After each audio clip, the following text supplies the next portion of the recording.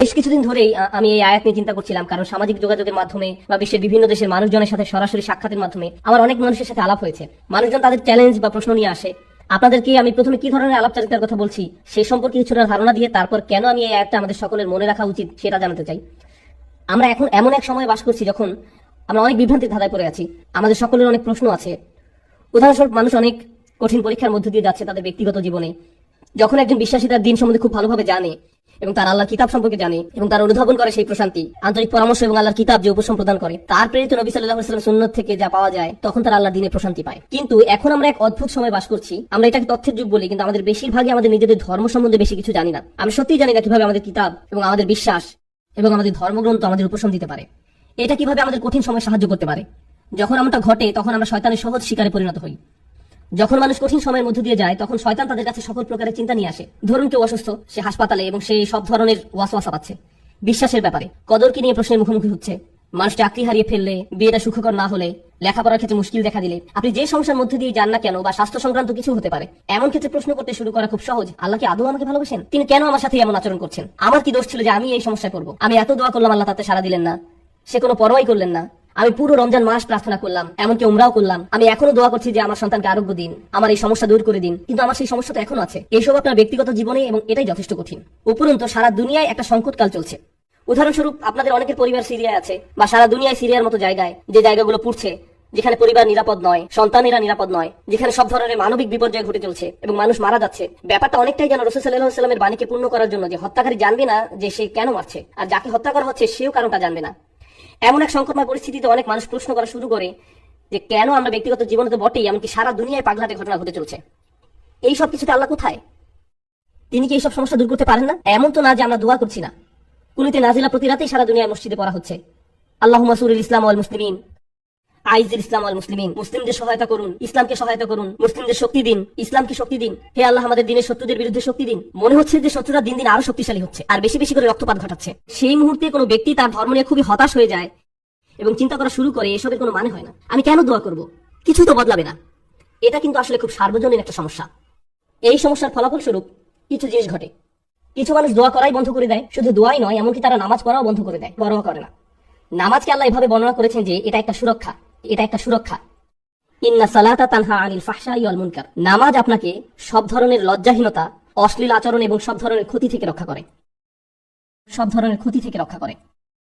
সুতরাং আল্লাহ যখন এমনটা বলেন এবং কোনো ব্যক্তি নামাজ ত্যাগ করে, তখন তার আসলে সরাসরি শয়তানের শিকারে পরিণত হয়, সব ধরনের খারাপ কাজ করে যাবে এবং যে করছে সে বুঝতেও পারবে না যে সে কেন এই কাজটা করছে। এরপর এমন মানুষও কিন্তু আছে যারা অত দূর যায়নি, তারা এখনো দিনের উপর অধিষ্ঠিত আছে, তারা এখনো দিনকে ধরে রেখেছে, কিন্তু তারা কোনো মতে ধরে আছে, কোনো ক্রমে ধরে আছে, তারা কোনো ক্রমে জুমার নামাজে আসে, এমনকি সেটাও তার জন্য সংগ্রাম। কিছু মানুষের অবস্থা এত খারাপ হয়ে যায় যে তারা একটা মসজিদের ভিতরে বেশি সময় থাকতেও পারে না। যদিও কোনো কারণে তারা থাকে, তাহলে অস্বস্তি বোধ করা শুরু করে। এমন ঘটনা ঘটে। আমার এমন অনেক মানুষের সাথে সাক্ষাৎ হয়েছে। আমি মনে করি না যে তারা খারাপ মানুষ। যাই হোক, আমি মনে করি কিছু মৌলিক বিষয় ঠিক ছিল না, কিছু নির্দিষ্ট চিন্তা, কিছু নির্দিষ্ট ধারণা, কিছু নির্দিষ্ট অনুভূতিতে ভুল আছে। আর সেই ভুল অনুভূতির কারণে একজন খুব বিপজ্জনক পথে চলে, সেই পথে যেটা পথ ভ্রষ্টতার দিকে নিয়ে যায়। এদিকে সূরা হাজের শুরুতে আল্লাহ আযজা ওয়া জাল্লা বলছেন সেই সব মানুষের কথা যাদের কাছে মানুষকে পথ ভ্রষ্ট করার কার্যপ্রণালী আছে। খারাপ মানুষ যারা কোনো জ্ঞান ছাড়াই আল্লাহর বিরুদ্ধে তর্ক করে, এরা আর কিছু চায় না। মাই ইউজাদিলু ফিল্লাহি বিগাইরি ইলমিন ওয়ালা হুদাও ওয়ালা কিতাবিন মুনির। কোন ব্যক্তি আল্লাহর ব্যাপারে তর্ক করে, বিতর্ক করে এবং ধর্মকে ঘৃণা করে এবং আল্লাহকে ঘৃণা করে, নবী সাল্লাল্লাহু আলাইহি ওয়াসাল্লামকে ঘৃণা করে এবং তাদের কোনো ধারণাই নাই যে তারা কেন বিতর্ক করছে, পথ নির্দেশনাও নেই, কোনো আলোকিত চিন্তার আলোকেও তারা কাজটা করে না, অভিযোগ করার জন্যই অভিযোগ করা। সেই ধরনের মানুষগুলোর জন্য শুধু এটা যথেষ্ট নয় যে তারা বিভ্রান্তিতে আছে, তাদের আসলে অন্য কাউকে ভুল পথে পরিচালিত করতে হবে, সেটা একদল মানুষ। কিন্তু এই দলের মানুষদের নিয়ে আমি আজ কথা বলবো না, আমি কথা বলবো এর পরের যে দল, তাদের নিয়ে, যারা কিনারায় আছে, আক্ষরিক ভাবে যারা প্রান্তে আছে। কুরআন তাদেরকে এইভাবে বর্ণনা করছে, অমিনান নাসি মান ইয়াবুদুল্লাহি আলা হারফ। আমি এটা এভাবে অনুবাদ করব যে মানুষের মধ্যে এমন কেউ আছে যে আল্লাহর উপাসনা করে একদমই কিনারায়, তারা আল্লাহর উপাসনা করে কিন্তু পর্বতের একদম খারাপ প্রান্তে। এর অর্থ কি? এর অর্থ হলো কিছু সময় এখানে, কিছু সময় সেখানে পড়ে যাওয়ার জন্য প্রস্তুত। তাদের বিশ্বাস যথেষ্ট স্থির নয়, তারা তাদের উপাসনায় যথেষ্ট স্থিতিশীল নয়, তারা অনড় নয়, তাদের মনে এমন প্রশ্ন আছে যার উত্তর তার জানা নেই, অমীমাংসিত আবেগ। সুতরাং সেটা কিভাবে প্রদর্শিত হয়? আল্লাহ নিজে বলেন, ফাইন আসাবাহু খায়রুন আতবাআন্না বিহি। যখন ভালো কিছু তাদের আসে, যদি জীবনে ভালো কিছু ঘটে, তাহলে তারা ভালো থাকে। ঠিক আছে, ঠিক আছে, আল্লাহ আসলে এই দোয়াটা শুনেছেন, সুতরাং আমি এখন নামাজ পড়তে পারি, আমার ভালো লাগছে। ওয়াইন আসাবাহু ফিতনাতুন, যখন তারা কোনো ফিতনার সংস্পর্শে আসে, ফিতনা শব্দের অর্থ হলো কোনো ধরনের পরীক্ষা, কোনো কিছু যেটা তাদের বিশ্বাসকে পরীক্ষা করে। সুতরাং আল্লাহ খাইরের বিপরীত শব্দ সার ব্যবহার করেননি। এখানে শব্দটি হবে শার। সুতরাং আপনি হয়তো আশা করছিলেন যে আল্লাহ বলবেন ফা ইন আসাবাহু খায়রুন ইতমাআন্না বিহি ওয়া ইন আসাবাহু শাররুন, না, ওয়া ইন আসাবাতহু ফিতনাতুন। কেন এই শব্দটি গুরুত্বপূর্ণ? কারণ আল্লাহ আমাদেরকে জানাচ্ছেন যখন আপনার খারাপ কিছু ঘটে তখন শুধু আল্লাহ আপনার বিশ্বাসের পরীক্ষা করছেন। আল্লাহ শুধু দেখতে চান আপনি কি বিশ্বাস করেন এক আল্লাহকে যে আপনাকে তখনও ভালোবাসেন, যিনি তখনও আপনাকে গুরুত্ব দেন, তখনও তিনি আর রহমান, তখনও তিনি আর রাজেক, তিনি তখনও আপনার সবকিছু যোগান দিয়ে যাচ্ছেন, আপনার যত্ন নিয়ে যাচ্ছেন, যদিও আপনি তা দেখতে পান না, যদিও আপনার মনে হচ্ছে যেন আপনার সামনে সমস্যার স্তূপ। আর শয়তান চায় যে আপনি প্রশ্ন করুন আল্লাহ কোথায়, সে চায় যে আপনি প্রশ্নটি করুন। তাই আল্লাহ আপনাকে অনেক সময় এমন পরিস্থিতি ফেলতে চান এটা দেখার জন্য যে আপনার বিশ্বাস কতটা পাকাপোক্ত। এই দিনের শুরু কিন্তু আল্লাযিনা ইউমিনুনা বিল গায়ব, তারা এমন এক আল্লাহকে বিশ্বাস করে যাকে তারা দেখতে পায় না। এর অর্থ শুধু এই নয় যে আমরা আল্লাহকে দেখতে পাই না, পরিকল্পনাও দেখতে পাই না। আল্লাহ আপনাকে বলে দেন না যে তোমার দিনটা এভাবে যাবে, তুমি এখন কঠিন সময়ের মধ্য দিয়ে যাচ্ছ, কিন্তু সহজ সময় আসছে কয়েক সপ্তাহ বা কয়েক বছর বা কয়েক ঘন্টার মধ্যেই। আমরা জানি না যে পরবর্তী মিনিটেই পরিস্থিতি ভালো হবে নাকি আরো 10 বছর লাগবে, আমরা কিছু জানি না। আল্লাহ সেটা বলবেন না। ওমা কানা আল্লাহু লিইউতলিয়াকুম আলাল গায়ব, আল্লাহ আপনাকে অদৃশ্যের ব্যাপারে জানাবেন না, তিনি সেটা আপনাকে জানাতে বাধ্য নন। আল্লাহ শুধু আপনাকে বলছেন তাকে বিশ্বাস করতে, শুধু আপনাকে বলছেন তাকে বিশ্বাস করতে, তাকে বিশ্বাস করতে যে আপনি নিজেকে কতটা ভালোবাসেন, আল্লাহ আপনাকে তার চেয়েও বেশি ভালোবাসেন। আপনাকে শাস্তি দিয়ে যন্ত্রণা দিয়ে তার কোনো লাভ নেই, তার কোনো লাভ নেই। মা ইয়াফআলুল্লাহু বিআযাবিকুম, আপনাকে শাস্তি দিয়ে আল্লাহর কি লাভ? আপনি কেন ভাবেন যে আল্লাহ আপনাকে পাকড়াও করতে চান? আল্লাহ নিজে আক্ষরিক অর্থে এই প্রশ্ন করেছেন। সুতরাং যখন আপনি আমি পরীক্ষার মধ্য দিয়ে যাই তখন এটা হিসাব করে দেখার সময় যে আল্লাহকে বিশ্বাস করা তো সহজ, যখন সবকিছু ঠিক আছে তখন এটা তুলনামূলকভাবে সহজ। কিন্তু বিশ্বাস করা কঠিন, বিশেষত আল্লাহর কিছু নামে, আল্লাহ সেই সব নামে যেগুলোকে আমরা কঠিন সময় আঁকড়ে ধরে আছি, সেগুলোকে ধরে রাখা কঠিন যখন আমাদের উপর আঘাত আসে। যখন আমরা বিশ্বাস করি যে আল্লাহ উপশমকারী, আল্লাহ সব শিফার মালিক, তার কিতাব হলো শিফা, আর আপনি হাসপাতালে বসে আছেন মৃত্যুমুখী মায়ের কাছে বা মৃত্যুমুখী বাবার কাছে, তখন বিশ্বাস করা কঠিন। এটা অনেকের কাছেই কঠিন মনে হয়। এই খুতবাকে আমি দুইটা জিনিসে ভাগ করতে চাই। একটা হলো দোয়া বিষয়ে আমাদের চিন্তা ভাবনা সংশোধন করা। পবিত্র কোরআনের অধিকাংশ দোয়াতে, নবী সাল্লাল্লাহু আলাইহি সাল্লামের সুন্নতের অধিকাংশ দোয়াতে আপনি খুব সাধারণ একটা ব্যাপার খেয়াল করবেন যে কোনো না কোনো ভাবে আপনি আল্লাহর কাছে নিজের জন্য আরো বেশি শক্তি, আরো বেশি সামর্থ্য প্রার্থনা করছেন। আপনি আল্লাহর কাছে পথ প্রদর্শন, আল্লাহর কাছে ক্ষমাশীলতা এবং আল্লাহর কাছে কৃতজ্ঞতা প্রকাশ করার দোয়া করছেন। আউজিআনি আন আশকুরা নি'মাতাকা আল্লাতী আন'আমতা আলাইয়া, আমাকে ক্ষমতা প্রদান করুন যাতে আমি আপনার নিয়ামতের কৃতজ্ঞতা প্রকাশ করতে পারি। আমি আপনাদের একটা উদাহরণ দিব যা দ্বারা আপনাদের বুঝতে সহায়ক হবে যে আমি আসলে কি বোঝাতে চাচ্ছি। যেমন ধরুন, একজন মানুষ সমুদ্রে ছিল এবং তাদের জাহাজের সাথে পাথরের সংঘর্ষ হয়ে জাহাজটি ডুবে গেল। তিনি একটি কাঠের টুকরায় সমুদ্রে ভেসে আছেন, দোয়া করছেন এবং আল্লাহর কাছে দোয়া করছেন। এমত অবস্থায় তিনি দুইভাবে দোয়া করতে পারেন, হে আল্লাহ, আমাকে এখনই একটি দ্বীপে স্থানান্তর করুন এবং এই ঝড় বৃষ্টি বন্ধ করে দিন, অথবা হে আল্লাহ, আমাকে এই কঠিন সময় মোকাবেলা করার শক্তি দিন। এখন তিনি দোয়া করলেন, আমাকে এখন একটি হেলিকপ্টার পাঠান এবং আমাকে একটি দ্বীপে নিয়ে যান। দোয়া করতে লাগলেন, হেলিকপ্টার হেলিকপ্টার হেলিকপ্টার, কিন্তু কোন হেলিকপ্টার আসলো না। তিনি বললেন, আল্লাহ, আমাকে হেলিকপ্টারও পাঠালেন না, আমি তো অনেক দোয়া করলাম, এটা ঠিক না, বাদ দাও, আমি আর দোয়াই করবো না। অথবা মনে করুন উনি দোয়া করছেন সমুদ্র শুকিয়ে সমতল ভূমি হয়ে যাক, বলছেন, হে আল্লাহ, আপনার তো সেই ক্ষমতা আছে যে কোনো অবস্থার পরিবর্তনের, আপনি সকল কিছুর সৃষ্টিকর্তা, আপনি এই সমুদ্রকে সমতল ভূমিতে পরিণত করতেই পারেন। আপনি যেহেতু ইব্রাহিম আলাইহিস সালামকে নিক্ষেপ করে আগুন ঠান্ডা করে দিয়েছিলেন, আপনি আমার জন্য এটাও করতে পারেন। কিন্তু তারপরও সেটা ভূমিতে পরিণত হয় না, সমুদ্রই থেকে যায় এবং লোকটা ধীরে ধীরে ডুবে যাচ্ছেন। আমি যে বিষয়টা বলতে যাচ্ছি, আমরা মনে করি দোয়ার উদ্দেশ্য হলো আমাদের পারিপার্শ্বিক বাস্তবতা পরিবর্তন করা। কিন্তু যদি আপনি কোরআন এবং সুন্নাহর দোয়াগুলো অধ্যয়ন করে থাকেন, তবে আপনি খেয়াল করে দেখবেন যে পরিবর্তন আপনি যা চাইবেন তা একান্তই নিজের জন্য। হে আল্লাহ, আমি একটা কঠিন সময়ের মধ্যে দিয়ে যাচ্ছি, এটা কাটিয়ে ওঠার সক্ষমতা দান করুন। কিছু পরীক্ষার্থী একটা সাধারণ পরীক্ষা দিবে, তখন তারা দুই ধরনের দোয়া করতে পারে। একটি হলো, হে আল্লাহ, আমাকে এই বিষয়টি বুঝে নেওয়ার ক্ষমতা দিন, মনোযোগী করুন, আমাকে এমন ক্ষমতা দিন যেন পরীক্ষা দেওয়ার সময় আমি ঘাবড়িয়ে না যাই, অলসতা যেন আমাকে গ্রাস না করে, এভাবে নিজের জন্য দোয়া করা। অথবা তারা এভাবে বলতে পারেন, ইয়া আল্লাহ, আমি জানি এটা একটা মেডিকেল পরীক্ষা, কিন্তু আপনি এটাকে ক্লাস 2 এর অঙ্ক পরীক্ষার মতো সহজ করে দিন, যেন আমার এই সমস্যাই না থাকে।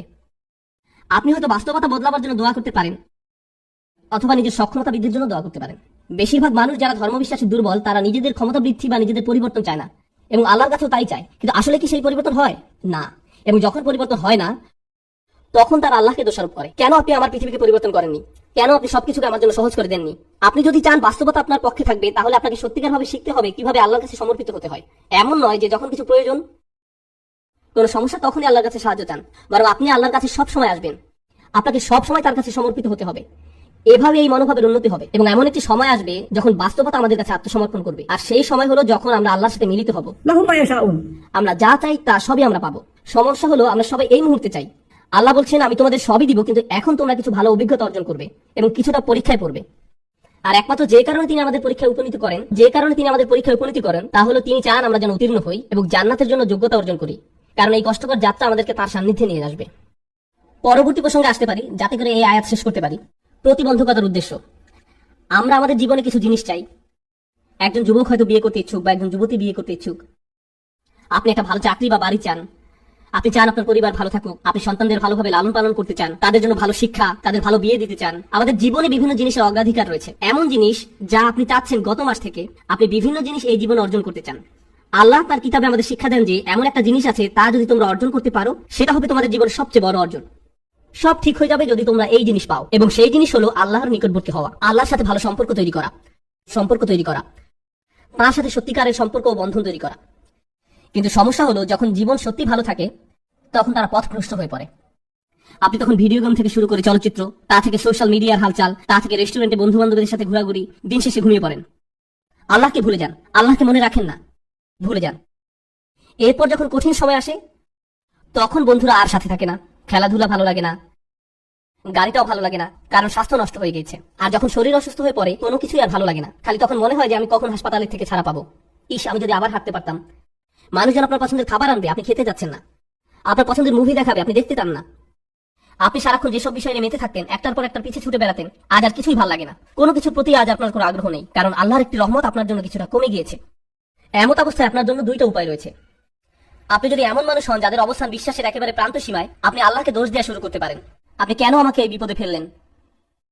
অথবা এই বিপদের সময় আপনি আমাদের জীবনের সবচেয়ে শ্রেষ্ঠ সম্পত্তি অর্জন করতে পারি, আর সেটা হলো বিনম্রতা এবং আল্লাহর অধিক নিকটবর্তী হওয়া। এভাবে আত্মোপলব্ধি করা যে যখন আমি সুস্থ এবং সম্পদশালী ছিলাম সবকিছু ঠিক ছিল, তখন আমি বুঝতে পারিনি যে তখন একজন আমাকে সবকিছু প্রদান করে যাচ্ছিলেন।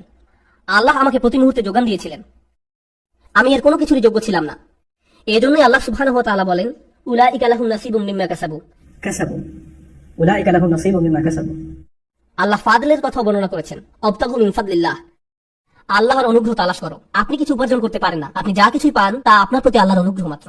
কিন্তু সময় থাকতে বুঝতে পারেননি, কারণ আপনি এটা সহজেই পেয়েছিলেন। আপনি আল্লাহর কাছে অনুনয় বিনয় করে চাইতে থাকেন, কান্নাকাটি করেন এবং এমন ভাবে প্রার্থনা করতে থাকেন যেভাবে পূর্বে কখনো করেননি, যেভাবে আগে কখনো অনুভব করেননি, এবং অতঃপর আল্লাহ আপনাকে সুস্থ করেন। তারপর আপনি অনুধাবন করেন হাসপাতালে সেই একান্ত মুহূর্তগুলো, সেইগুলোই ছিল আপনার গোটা জীবনের শ্রেষ্ঠতম সুমিষ্ট সময়। জীবনের সেই সামান্য সময়গুলোতেই আপনার এবং আল্লাহর মাঝে আর কিছু ছিল না।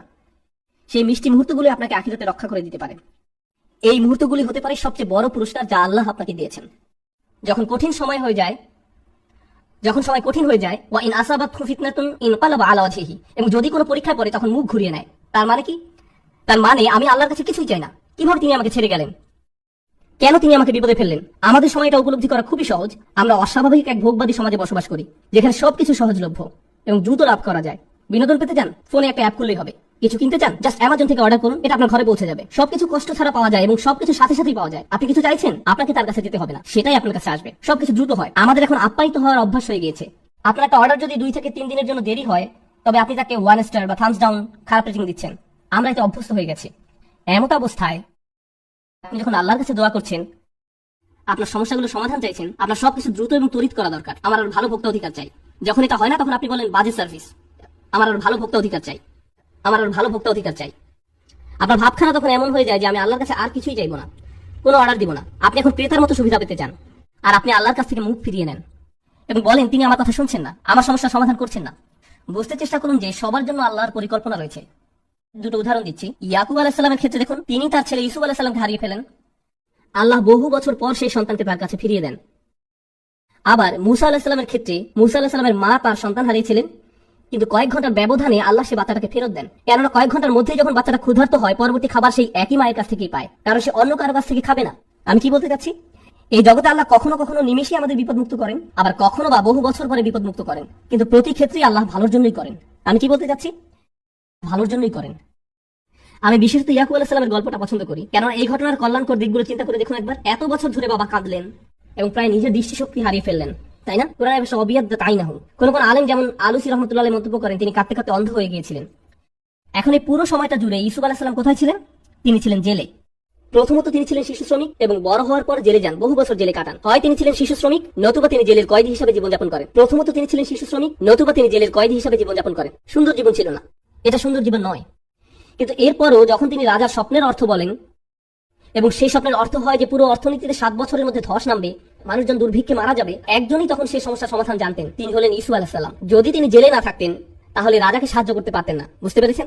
যদি ঈসু আলাইহিস সালাম পুরোটা সময় নিজের বাবার সাথে কাটাতেন তাহলে এমন ঘটনা ঘটতো না।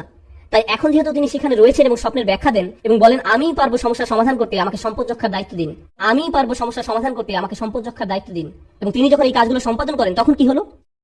লাখ লাখ বাবা মাকে আর কাঁদতে হয়নি, কারণ তাদের সন্তান ক্ষুধার যন্ত্রণায় মৃত্যুবরণ করেনি। একজন বাবা তার সন্তানের জন্য বহু বছর কাঁদলেন, কিন্তু তার একার কান্নায় আল্লাহ হাজার হাজার পরিবারকে কান্না থেকে বাঁচিয়ে দেন। কারণ তিনি যদি অর্থনীতি এবং ফসল না বাঁচাতেন পুরো দেশটাতে খরা হতো, মানুষ দুর্ভিক্ষে মারা যেত এবং যুদ্ধ সহ বিভিন্ন সমস্যার সূত্রপাত হতো। কখনো কখনো আপনি যে সমস্যার মধ্য দিয়ে যান সেটা শুধু আপনার নিজের জন্যই কল্যাণকর নয়, সেটা অনেকের জন্য সাদকায়ে জারিয়া পরিণত হতে পারে। আপনি সেটা জানেন না, কিন্তু আপনার ইমানের অবস্থা যদি নড়বড়ে হয় আল্লাহর উপর আপনার এমন বিশ্বাস থাকবে না, আর তাই এই নড়বড়ে ইমানের কারণে আপনি আল্লাহর দিক থেকে মুখ ফিরিয়ে নেবেন। তারপর আল্লাহ বলেন খসিরাত দুনিয়া ওয়াল আখিরাহ। যখন মানুষ এমন করে তখন তারা এই দুনিয়া এবং পরকাল উভয়টাই হারায়। এর মানে কি? আপনি যদি নিজেকে ধরে রাখতে পারেন, দেখুন আল্লাহ বলছেন লাকাদ খালাকনাল ইনসানা ফি কাবাদ, নিঃসন্দেহে আমি মানুষকে সৃষ্টি করেছি কষ্ট ক্লেশের মধ্যে। আপনি আল্লাহকে বিশ্বাস করুন আর নাই করুন, আপনার জীবনে চ্যালেঞ্জ থাকবেই। আপনি আল্লাহকে বিশ্বাস করুন আর নাই করুন, জীবিকা উপার্জন করতে আপনাকে প্রচুর পরিশ্রম করতে হবে, অসুস্থতার সাথে লড়াই করতে হবে। এই জীবনটা এমন নয় যে বিশ্বাসীরা এখানে বিলাসী জীবন যাপন করবে আর অবিশ্বাসীরা কষ্টে থাকবে। আল্লাহ সব মানুষকে এই কষ্ট ক্লেশের মধ্যে সৃষ্টি করেছেন, তিনি এটাই বলছেন। এখন আপনি যদি ইমানের সাথে এই কষ্ট ক্লেশ অতিক্রম করতে পারেন তাহলে এই জীবনে যেমন আপনি সফলতা লাভ করবেন তেমনি পরকালীন জীবনে সফল হবেন। আপনি এমন মানসিক প্রশান্তি লাভ করবেন যা অবিশ্বাসী কারো পক্ষে লাভ করা সম্ভব না। আপনি এবং অবিশ্বাসী দুজনেই অসুস্থ, কিন্তু আপনি অসুস্থ থাকা সত্ত্বেও প্রশান্তি লাভ করেন আর সে কোনো প্রশান্তি পায় না। আপনি এবং অবিশ্বাসী দুজনে একই ধরনের অর্থনৈতিক সমস্যায় থাকবেন, একই ক্ষুধায় থাকবেন, তারপরও আপনার অন্তর প্রশান্ত। এত কিছুতে আল্লাহ আপনাকে শান্তি দিচ্ছেন, পুরস্কৃত করছেন, শান্তি দিচ্ছেন, তিনি এখন আপনাকে রক্ষা করছেন। যারা বিপদে পড়লে আল্লাহর দিক থেকে মুখ ফিরিয়ে নেয় তাহলে আপনি এই দুনিয়ায় শান্তিও হারাবেন, তো আখিরাতে তো হারাবেনই। খসিরাত দুনিয়া ওয়াল আখিরাহ। আল্লাহর নিকট এই বলে দোয়া করি, রব্বানা আতিনা ফিদ দুনিয়া হাসানা ওয়া ফিল আখিরাতি হাসানা। হে আমাদের রব, আমাদের দুনিয়ায় হাসানা দান করুন এবং পরকালে হাসানা দান করুন। এখানে হাসানা শব্দের উপযুক্ত অর্থ হলো যখন আপনি আল্লাহর কাছে জীবনের জন্য ভালো কিছু চান, অর্থাৎ ভবিষ্যতের জন্য ভালো চাওয়া, আখিরাতের জন্য চাওয়া একই সময়। এটা হলো রব্বানা আতিনা ফিদ দুনিয়া হাসানা ওয়া ফিল আখিরাতি হাসানা। এবং এই কারণে ওয়া ফিল আখিরাতি হাসানা ফলশ্রুতিতে আখিরাতের কল্যাণ, যেটা ভিতর বাহির উভয় দিক থেকেই সুন্দর। ওয়া ফিল আখিরাতি হাসানা। তো আল্লাহ বলেন যালিকা হুয়াল খুসরানুল মুবিন, এটি হলো সুস্পষ্ট ক্ষতি। কোরআনে ক্ষতির জন্য 3টি শব্দ ব্যবহার করা হয়েছে। আল্লাহ ব্যবহার করেছেন খুসর, ইন্নাল ইনসানা লাফি খুসর। তিনি ব্যবহার করেছেন খাসারান এবং খুসরান। খুসরান হলো মাসদার সিগাতুল মুবালাগা, চরম পর্যায়ের ক্ষতি, কল্পনাতীত ক্ষতি।